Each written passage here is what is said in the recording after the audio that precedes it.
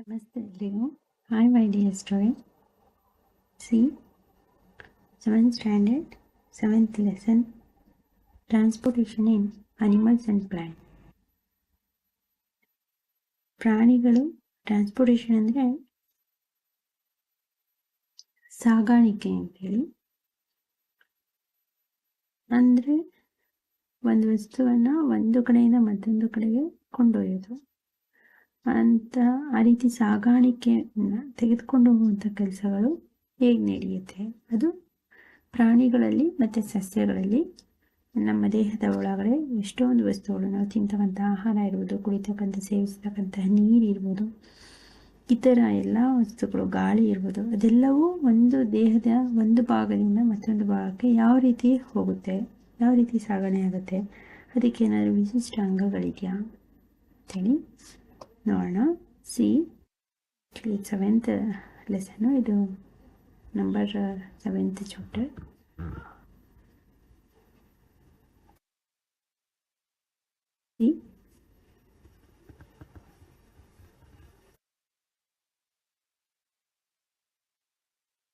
You have learned earlier that all organisms need food, water and oxygen for survival.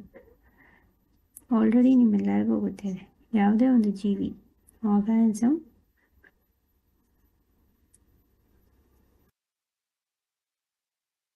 ಬದುಕಬೇಕು ಅಂದರೆ ಅದಕ್ಕೆ ಬೇಸಿಕ್ಕಾಗಿ first oxygen ಬೇಕು, ಗಾಳಿ, ನಂತರ ನೀರು ಬೇಕು, ನಂತರ ಫುಡ್, ಆಹಾರ.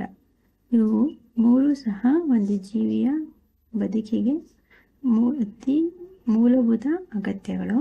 ಒಂದು ಜೀವಿ ಉಳಿಬೇಕು, ಬದುಕಬೇಕು ಅಂದರೆ they need to transport all these to various parts of the body. ಇದೆಲ್ಲವೂ ಎಷ್ಟು ಮುಖ್ಯನೋ, ದೇ ನೀಡ್ ಟು ಟ್ರಾನ್ಸ್ಪೋರ್ಟ್, ಇವುಗಳನ್ನು ಸಾಗಾಣಿಕೆ ಮಾಡೋದು ಆ ಜೀವಿಗಳಲ್ಲಿ, all these to various parts of their body. ಆ ಪ್ರಾಣಿಗಳು ಅಥವಾ ಸಸ್ಯಗಳಲ್ಲಿ ಈ ಸೇವಿಸಿದಂತಹ ಗಾಳಿ ಇರ್ಬೋದು, ನೀರಿರ್ಬೋದು, ಆಹಾರ ಇರ್ಬೋದು, ಇವುಗಳನ್ನು ಸಾಗಾಣಿಕೆ ಮಾಡೋದಕ್ಕೆ ವಿಶೇಷವಾದ ವಿವಿಧ ಪಾರ್ಟ್ಸ್, ಭಾಗಗಳು ನಮ್ಮ ದೇಹದಲ್ಲಿ ಇದೆ. ಫರ್ದರ್, ಹಾಗಾದರೆ animals need to transport waste to parts from wear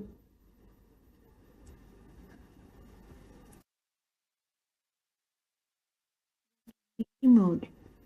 ಹಾಗಾದರೆ ಅನಿಮಲ್ಸಲ್ಲಿ, ಪ್ರಾಣಿಗಳಲ್ಲಿ ಟ್ರಾನ್ಸ್ಪೋರ್ಟ್ ವೇಸ್ಟ್ ಪಾರ್ಟ್ಸ್, ದೇಹದ ವಿವಿಧ ಭಾಗಗಳಿಂದ ಬೇಡವಾದ ತ್ಯಾಜ್ಯ ವಸ್ತುಗಳು, ವೇಸ್ಟನ್ನು ಎಲ್ಲಿಂದ ರಿಮೂವ್ ಮಾಡ್ತಾರೆ, ಹೇಗೆ ಅದನ್ನು ಕಲೆಕ್ಟ್ ಮಾಡಿಕೊಂಡು ಅದನ್ನು ತೆಗೆದು ಹಾಕೋದು. Have you wonder how all these is achieved? ನಿಮಗೆ ಆಶ್ಚರ್ಯ ಆಗ್ಬೋದಲ್ವ, ನಾವು ಸೇವಿಸಿದಂಥ ಆಹಾರ ಯಾವ ರೀತಿ ಡೈಜೆಷನ್ ಆಗುತ್ತೆ.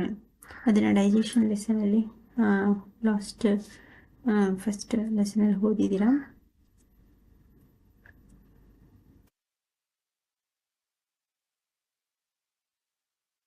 ಡೈಜೆಸ್ಟ್ ಆದಂತಹ ಫುಡ್ಡು ತ್ಯಾಜ್ಯ ವಸ್ತುವಾಗಿ ನಮ್ಮ ದೇಹದಿಂದ ಹೇಗೆ ಹೊರಗೆ ಹೋಗುತ್ತೆ, ಅಲ್ಲಿಗೆ ತಂದು ಬಿಡುವಂತಹ ಆ ಭಾಗ ಯಾವುದು, ಇದೆಲ್ಲದರ ಬಗ್ಗೆ ನಿಮಗೆ ಆಶ್ಚರ್ಯ ಅನಿಸ್ಬೋದು. ನಮ್ಮ ದೇಹದೊಳಗೆ ಯಾವ ರೀತಿ ಫಂಕ್ಷನ್ ನಡೆಯುತ್ತೆ ಅಂತೇಳಿ ಕುತೂಹಲನೂ ಇರ್ಬೋದು.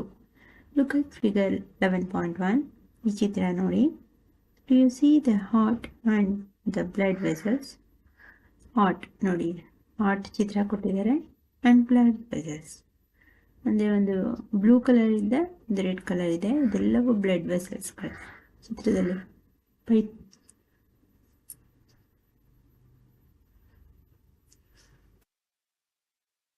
ಎಲ್ಲ ಭಾಗಗಳಲ್ಲೂ ಈ ರೀತಿ ಹೋಗಿರ್ತಕ್ಕಂಥ ಪೈಪ್, ಇದನ್ನು ಚಿತ್ರವನ್ನು ಕೊಟ್ಟಿದ್ದಾರೆ. They function to transport substances and together form the circulatory system. ಇದರ ಕೆಲಸ ಏನು? ಫಂಕ್ಷನ್ ಟು ಟ್ರಾನ್ಸ್ಪೋರ್ಟ್ ಸಬ್ಸ್ಟೆನ್ಸಸ್, ಈ ಬ್ಲಡ್ ವೆಸಲ್ಸ್ದ ಕೆಲಸ, ರಕ್ತನಾಳಗಳ ಕೆಲಸ, ವಸ್ತುಗಳನ್ನು ಸಾಗಾಣಿಕೆ ಮಾಡೋದು.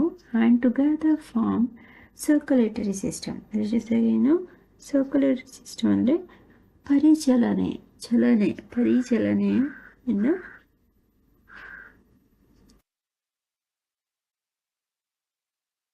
ಪರಿಚಲನಾ ವ್ಯೂಹ, ಪರಿಚಲನೆಯನ್ನು ಉಂಟು ಮಾಡೋದು.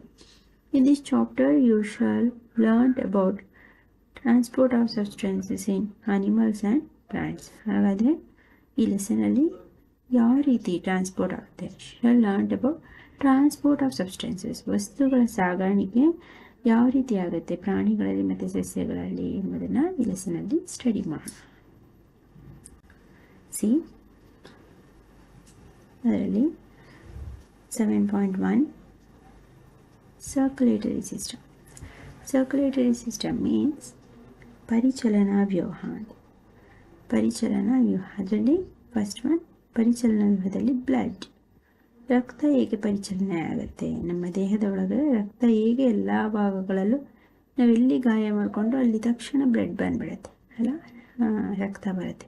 ಎಲ್ಲ ಕಡೆ ಹೇಗೆ ನಮ್ಮ ದೇಹದ ಎಲ್ಲ ಭಾಗಗಳಿಗೂ ರಕ್ತ ಹಾಗಾದರೆ ಯಾವುದು ಸರಬರಾಜು ಮಾಡುತ್ತೆ, ಯಾವುದು ದೇಹದ ಎಲ್ಲ ಭಾಗಗಳಿಗೂ ಸಾಗಾಣಿಕೆ ಮಾಡುತ್ತೆ, ಎಲ್ಲ ಕಡೆಯಲ್ಲೂ ರಕ್ತ ಇರುವಂತೆ ನಮ್ಮ ದೇಹದೊಳಗೆ ನೋಡಿಕೊಳ್ಳುವಂತಹ ಅಂಗ ಯಾವುದು, ಹೇಗಿರುತ್ತೆ ರಕ್ತ, ಅದರ ವಿಧಗಳೇನು ನೋಡೋಣ. ಬ್ಲಡ್, ಸರ್ಕ್ಯುಲೇಟರಿ ಸಿಸ್ಟಮ್, ಪರಿಚಲನಾ ವ್ಯೂಹದಲ್ಲಿ ಫಸ್ಟ್ ಒನ್ ಬ್ಲಡ್, ರಕ್ತ. What happens when you get a cut on your body, ನಿಮ್ಮ ದೇಹವನ್ನು ತುಂಡು ತುಂಡು ಮಾಡಿದ್ರೆ ಅಥವಾ ಕಟ್ ಮಾಡಿದ್ರೆ ಅಥವಾ ಎಲ್ಲಾದರೂ ಸ್ವಲ್ಪ ಗಾಯ ಮಾಡಿಕೊಂಡ್ರೆ ಏನಾಗುತ್ತೆ? ಬ್ಲಡ್ ಫ್ಲೋಸ್ ಔಟ್, ನಿಮ್ಮ ದೇಹದ ಒಳಗಡೆ ಇರ್ತಂಥ ಬ್ಲಡ್ ಏನಾಗುತ್ತೆ? ಫ್ಲೋಸ್ ಔಟ್, ದೇಹದಿಂದ ಹೊರಗೆ ಹರಿದು ಹೋಗ್ಬಿಡುತ್ತೆ, ರಕ್ತ ಎಲ್ಲ ಹೊರಗೆ ಹರಿದು ಬರುತ್ತೆ. But what is blood? ಹಾಗಾದರೆ ರಕ್ತ ಅಂದರೆ ಏನು? ರಕ್ತ ಅಂದರೆ ಏನು, ಹೇಗಿರುತ್ತೆ ಅದು, ಏನೇನೆಲ್ಲ ಇರುತ್ತೆ ರಕ್ತದಲ್ಲಿ? First of all rise over the question, why the blood colour is red? ರಕ್ತದ ಕಲರ್ ಬಣ್ಣ ಏನಕ್ಕೆ, ಯಾಕೆ ಅದು ರೆಡ್ ಕಲರ್ ಇದೆ? ಕೆಂಪು ಬಣ್ಣದಲ್ಲೇ ಯಾಕಿದೆ ಅಲ್ವಾ? ಯಾಕದು ಲಿಕ್ವಿಡ್ ಆಗಿದೆ, ಯಾಕೆ ಹರಿಯುತ್ತೆ? ನಾವು ಸ್ವಲ್ಪ ಗಾಯ ಆದರೆ ರಕ್ತ ಎಲ್ಲ ಯಾಕೆ ಹೊರಗೆ ಬಂದ್ಬಿಡತ್ತೆ? Blood is the fluid, blood ಅನ್ನೋದೊಂದು ದ್ರವರೂಪದ ವಸ್ತು which flows in blood vessels. ಈ ರಕ್ತ ಅನ್ನೋದೊಂದು ದ್ರವ ಸಂಯೋಜಕಾಂಗಾಂಶವಾಗಿದ್ದು ಇದು ರಕ್ತನಾಳಗಳಲ್ಲಿ ಬ್ಲಡ್ ವೆಸಲ್ಸ್ಗಳಲ್ಲಿ ಹರಿಯುತ್ತೆ. ಇದೆಲ್ಲ ಇದೆಯಲ್ಲ, ಇದೇ ರಕ್ತನಾಳಗಳು. ಬ್ಲೂ ರೆಡ್ ಕಲರಲ್ಲಿ ಎಲ್ಲ ದೇಹದ ಪೂರ್ಣ ಮೆದುಳಿಗೆ, ನಮ್ಮ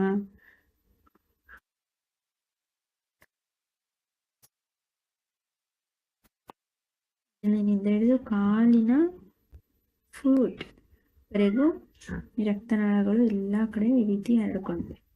ಈ ರಕ್ತನಾಳಗಳ ಮೂಲಕನೇ ರಕ್ತ ದೇಹದ ಎಲ್ಲ ಭಾಗಗಳಿಗೂ ಹರಿಯುವಂಥದ್ದು.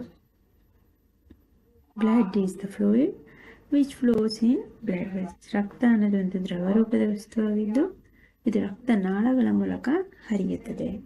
ಇಟ್ ಟ್ರಾನ್ಸ್ಪೋರ್ಟ್ ಸಬ್ಸ್ಟೆನ್ಸಸ್ ಲೈಕ್, ಇದೆಯಾ ರಕ್ತವು ಏನೇನೆಲ್ಲ ಸಾಗಣೆ ಮಾಡುತ್ತೆ, ಯಾವ ವಸ್ತುಗಳನ್ನು ಸಾಗಣೆ ಮಾಡುತ್ತೆ? ಲೈಕ್ ಡೈಜೆಸ್ಟೆಡ್ ಫುಡ್, ಜೀರ್ಣವಾದ ಆಹಾರ. ಫ್ರಮ್ ದ ಸ್ಮಾಲ್ ಇಂಟೆಸ್ಟೈನ್, ಸಣ್ಣ ಕರುಳಿನಿಂದ ಏನು ಮಾಡುತ್ತೆ? ಜೀರ್ಣವಾಗಿರ್ತಕ್ಕಂಥ ಸಣ್ಣ ಕರುಳಿನಲ್ಲೇ ಸಂಪೂರ್ಣ ಜೀರ್ಣಕ್ರಿಯೆ ನಡೆಯೋದು. ಎಲ್ಲ ಡೈಜೆಷನ್ನು ಲಾಸ್ಟಲ್ಲಿ ಸಣ್ಣ ಕರುಳಿನಿಂದ ಸ್ಮಾಲ್ ಇಂಟೆಸ್ಟೈನಲ್ಲಿ ನಡೆಯೋದು. ಕಂಪ್ಲೀಟ್ ಡೈಜೆಷನ್ ಆದಮೇಲೆ ಆ ಡೈಜೆಸ್ಟ್ ಆದಂತಹ ಜೀರ್ಣವಾದ ಆಹಾರವನ್ನು ಸಾಗಣೆ ಮಾಡುತ್ತೆ ದೇಹದ ಎಲ್ಲ ಭಾಗಗಳಿಗೂ. To the other parts of the body, ದೇಹದ ಎಲ್ಲ ಭಾಗಗಳಿಗೂ ಏನು ಮಾಡುತ್ತೆ?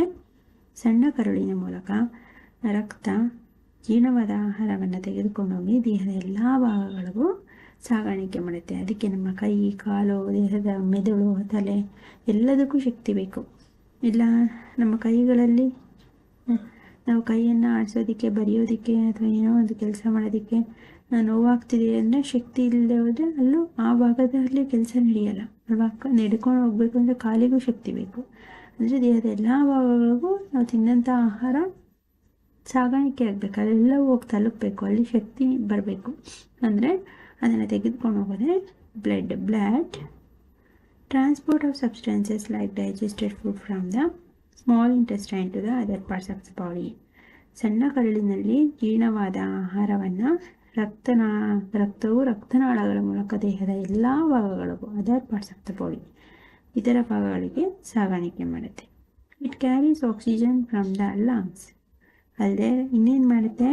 ಡೈಜೆಸ್ಟೆಡ್ ಫುಡ್ನ ಟ್ರಾನ್ಸ್ಪೋರ್ಟ್ ಮಾಡೋದ್ರ ಜೊತೆಗೆ ಇಟ್ ಕ್ಯಾರೀಸ್ ಆಮ್ಲಜನಕವನ್ನು ಎಲ್ಲಿಂದ ತೆಗೆದುಕೊಂಡು ಹೋಗುತ್ತೆ? ಲಂಗ್ಸ್, ಶ್ವಾಸನಾಳಗಳ ಮೂಲಕ ಆಮ್ಲಜನಕವನ್ನು ತೆಗೆದುಕೊಂಡೋಗಿ to the cells to the body, ನಮ್ಮ ದೇಹದ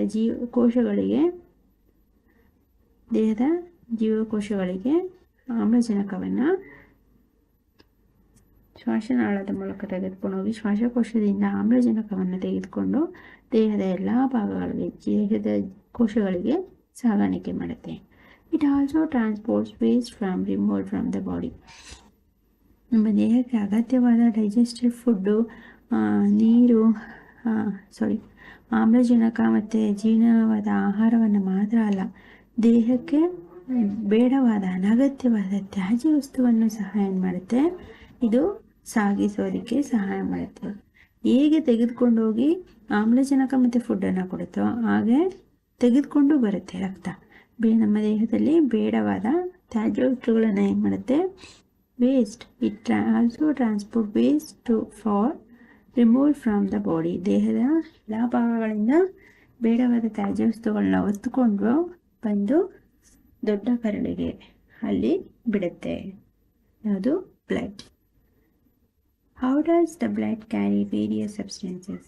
ರಕ್ತ ಎಲ್ಲ ವಸ್ತುಗಳನ್ನು ಹೇಗೆ, ಯಾವ ರೀತಿಯಾಗಿ ಸಾಗಣೆ ಮಾಡುತ್ತೆ, ಹೇಗೆ ತೆಗೆದುಕೊಂಡು ಬರುತ್ತೆ? ಹೌ ದ ಬ್ಲಡ್ ಕ್ಯಾರಿ ಅಂದರೆ ಹೇಗೆ ತೆಗೆದುಕೊಂಡು ಬರುತ್ತೆ? ಕ್ಯಾರೀಸ್ ವೇರಿಯಸ್ ಸಬ್ಸ್ಟೆನ್ಸ್, ವಿವಿಧ ವಸ್ತುಗಳನ್ನು ರಕ್ತ ದೇಹದ ಎಲ್ಲ ಭಾಗಗಳಿಂದ ಯಾವ ರೀತಿ ಹೊತ್ಕೊಂಡು ಬರುತ್ತೆ. Blood is composed of a fluid called plasma. ರಕ್ತ ಪ್ಲಾಸ್ಮಾ ಎಂಬ ದ್ರವವನ್ನು ಹೊಂದಿದ್ದು, ರಕ್ತವು ಪ್ಲಾಸ್ಮಾ ಎಂಬ ದ್ರವರೂಪದ ಸಂಯೋಜಕಾಂಗಾಂಶದೊಂದಿಗೆ ಮಾಡಲ್ಪಟ್ಟಿದೆ. ಆಯಿತಾ? ಆ ದ್ರವರೂಪದ ಸಂಯೋಜಕಾಂಗಾಂಶ ಯಾವುದದು? Blood is composed of a fluid. ಯಾವ fluid? Is called a plasma. Plasma ಎಂಬ ದ್ರವರೂಪದ ಸಂಯೋಜಕಾಂಗಾಂಶದಿಂದ ಮಾಡಲ್ಪಟ್ಟಿದ್ದು, in which different types of cells are suspended. ವಿವಿಧ ರೀತಿಯ ಜೀವಕೋಶಗಳು ಅದರಲ್ಲಿ ವಿಲಂಬಿತಗೊಂಡಿರುತ್ತವೆ. ಈ ಪ್ಲಾಸ್ಮಾ ಎಂಬ ದ್ರವರೂಪದ ಸಂಯೋಜಕದೊಂದಿಗೆ ವಿವಿಧ ರೀತಿಯ types of cells, different types of cells, ವಿವಿಧ ರೀತಿಯ ಜೀವಕೋಶಗಳು ಅದರಲ್ಲಿ ಸೇರಿಕೊಂಡಿದೆ ಈ ರಕ್ತದಲ್ಲಿ. ಆಯಿತಾ? Why is the colour of blood red? ರಕ್ತದ ಬಣ್ಣವು ಏಕೆ ಕೆಂಪಾದ ಬಣ್ಣವನ್ನು ಹೊಂದಿರುತ್ತೆ? ನೋಡಿ, ಸರ್ಕ್ಯುಲೇಟರಿ ಸಿಸ್ಟಮ್, ಪರಿಚಲನಾ ವ್ಯೂಹ. ಅದರಲ್ಲಿ arteries are shown in red colour and veins are blue colour. Arteries ಅಂದರೆ ಅಭಿಧಮನಿಗಳು.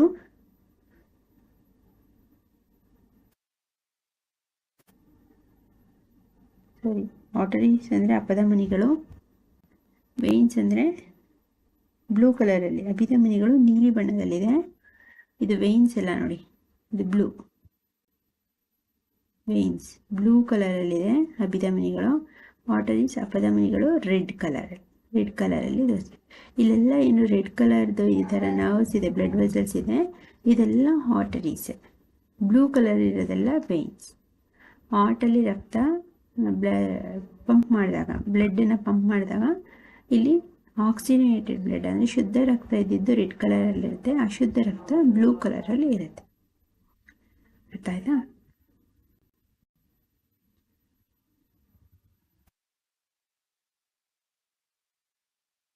C, one type of cells are the red blood cells. ರಕ್ತದ ಒಂದು ವಿಧ ಎಂದರೆ ಅದು ಕೆಂಪು ರಕ್ತ ಕಣಗಳು, RBC ಅಂತೇಳಿ ಕರೀತೀವಿ. ರಕ್ತದ ಒಂದು ವಿಧವಾದ RBC ಎಂಬುದು ಕೆಂಪು ರಕ್ತ ಕಣವನ್ನು ಹೊಂದಿರುತ್ತದೆ.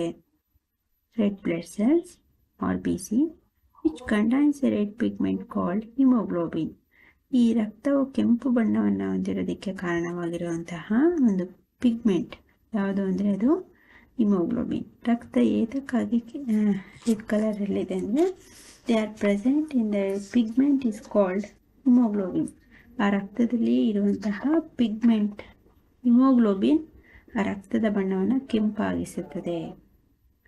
Haemoglobin bind with oxygen and transports it to all parts of the body and ultimately to all the cells. ಈ ಹಿಮೋಗ್ಲೋಬಿನ್ ಏನು ಮಾಡುತ್ತೆ? Bind with oxygen.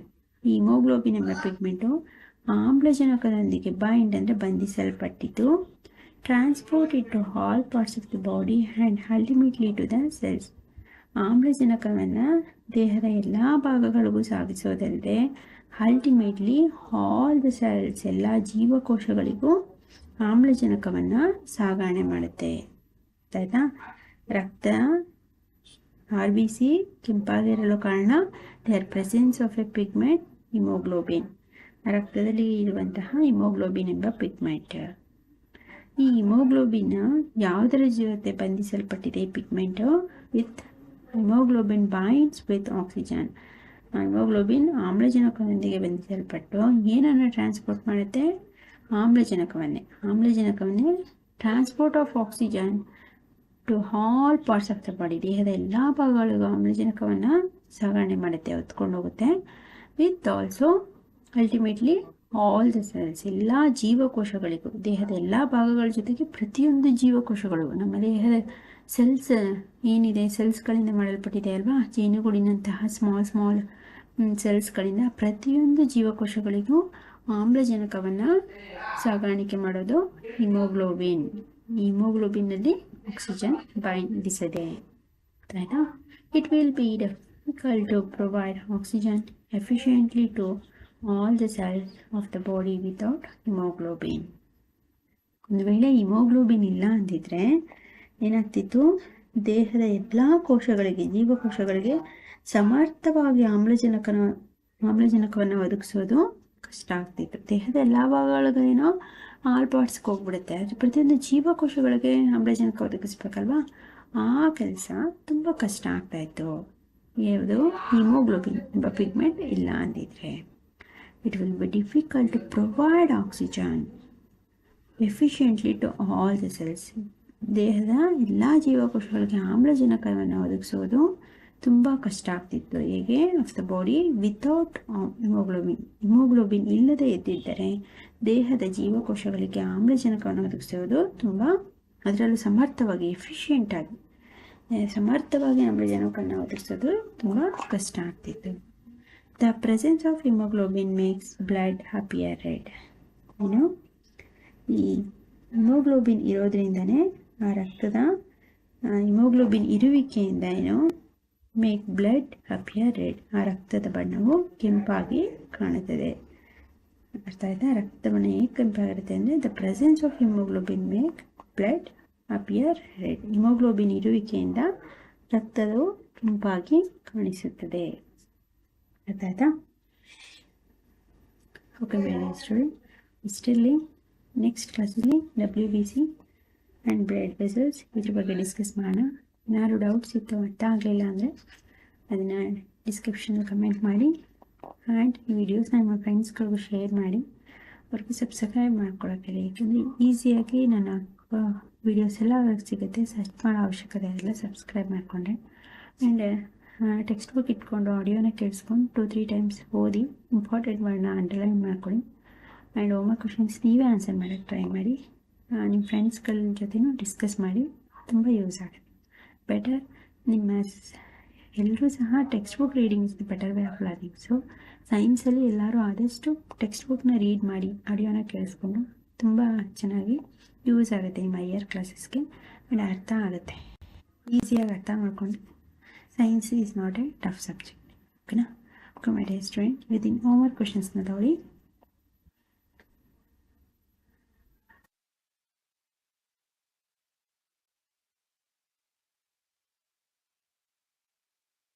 What is blood? Blood ಅಂದರೆ ಏನು? What is plasma? Pigment. Why the blood color is red? Why the blood color is red? Full form of RBC. What is the full form of RBC? And dash pigment is present in RBC. And write the function of RBC. RBC ಕಾರ್ಯ ಏನು? ಇದಿಷ್ಟು ಇವತ್ತಿನ homework questions. ಆಡಿಯೋನ ಕೇಳಿಸ್ಕೊಂಡು ನೀವೇ homework ಕ್ವಶನ್ಸ್ಗೆ answer ಮಾಡೋಕ್ಕೆ try ಮಾಡಿ, ನೀವೇ ಮಾಡ್ಬೋದು. Okay, thank you my dear student.